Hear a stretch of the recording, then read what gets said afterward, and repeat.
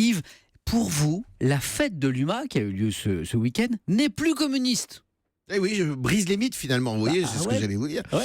Mais pour des raisons, pas pour des raisons souvent avancées d'ailleurs. Il est de bon ton de dire aujourd'hui que le rendez-vous politique créé par le Parti communiste et son journal en 1930 n'est rien d'autre qu'une grande fête de la musique. Oui. Que le marteau et la faucille ont été remplacés par la chicha et le quinoa, vous savez, le nouveau plat préféré de Jean-Luc Mélenchon. Ouais. Que la lutte des classes a cédé le pas à la défense des produits du terroir. Certes, mais ça fait bien longtemps que la politique ne tient plus le devant de la scène à la Courneuve. Déjà dans les années 70, quand l'Union soviétique était encore debout, Brejnev pas encore sous morphine et Georges Marchais au micro, on y venait surtout pour écouter les plus grands groupes de rock de la planète, plein aux as et pur produit du capitalisme décadent. Alors Yves, du coup, pourquoi n'est-elle plus communiste cette fête de l'UMA? Eh bien parce qu'elle est infestée de trotskistes. Ah, Les pires ennemis des communistes, les trotskistes. Ça, c'est historique, je ne vais pas vous refaire l'histoire.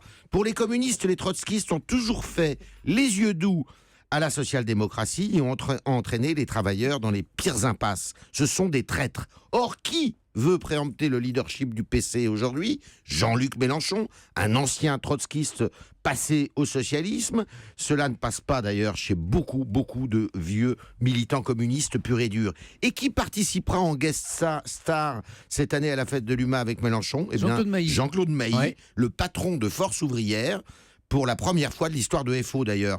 Un syndicat qui est né d'une scission avec la très communiste CGT après-guerre, FO, un syndicat qui rassemble à l'origine des trotskistes chassés de la CGT et des gros bras farouchement anticommunistes, parfois d'ailleurs venant de l'extrême droite, un syndicat qui s'est construit contre les Cosaques et contre les staliniens, FO. ce que vous nous dites ce matin, Yves, c'est que l'union de la gauche ne risque pas de se faire à la fête de l'UMA cette année.